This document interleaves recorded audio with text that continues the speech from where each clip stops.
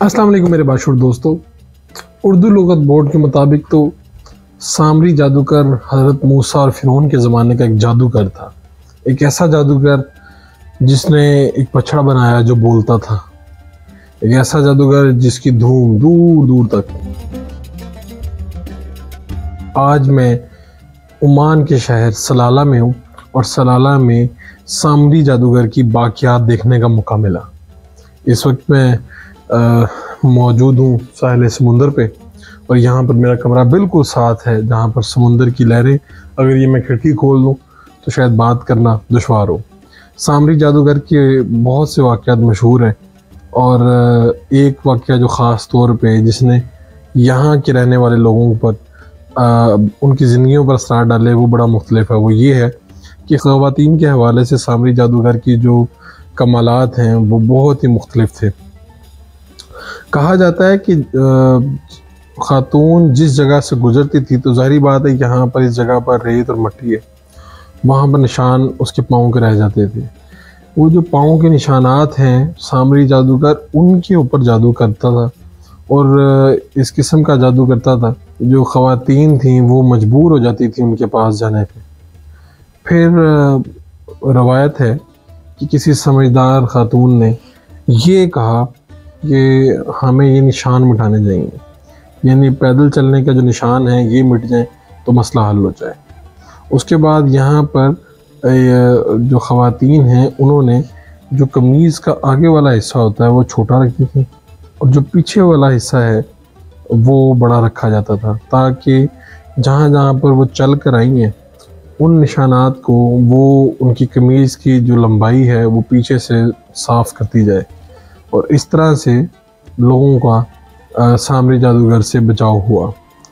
इसके बावजूद सामरी जादूगर की आज भी बाज़ियाँ सुनाई देती है जहाँ पर हम उसके वाक़यात या वहाँ पर देख के आते हैं तो एक इबरत का सामान है। अच्छा, दूसरा इसी शहर में आगे अगर आप जाएं तो मज़ारात भी हैं। हज़रत अयूब हो या हज़रत इमरान अलैहिस्सलाम हो, उनकी हज़रत अयूब का जो ऊँटनी का वाक़या है वो जहाँ रुकी थी आज भी वहाँ पर निशानात मौजूद है। उसको बनाया गया है इस तरह से ताकि लोग देख सकें। अच्छा, इसी तरह शदाद की जन्नत का बड़ा तज़किरा आता है। शदाद की जन्नत बड़ी दिलचस्प बताई जाती है। शदाद कौन था? बादशाह था बहुत अर्सा पहले। तो जो शदाद था उसको जब कहा गया कि आप इस्लाम की तरफ आएँ, अच्छे काम करें, तो उसने कहा मुझे इसके बदले में क्या मिलेगा?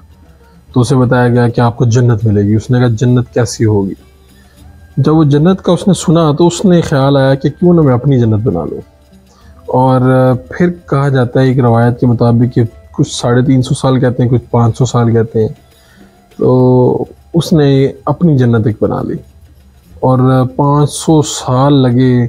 उसने जो दीवारें बनाई वो हीरे जवाहरात थे, जो उसमें नहरें बह रही थीं उसमें भी जेवर और मोती बहा करते थे, यानी खूबसूरत तरीन एक जन्नत बना दी।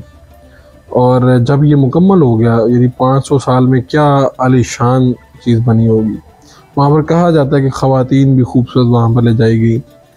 और जब ख़ुद शदाद का वक्त आया और उसने अपना काफ़िला लिया और वो जा रहा था, तो जब जन्नत के करीब ही अपनी बनाई हुई जन्नत के वो करीब पहुंचा तो वहाँ पे उसको मौत ने आ लिया।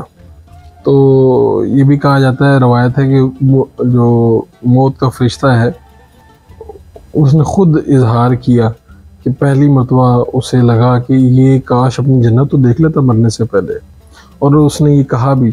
लेकिन बहरहाल अल्लाह का अज़ाब था और जितना वो काफ़िला था वो सब अपनी मंजिल पर नहीं पहुंच सका।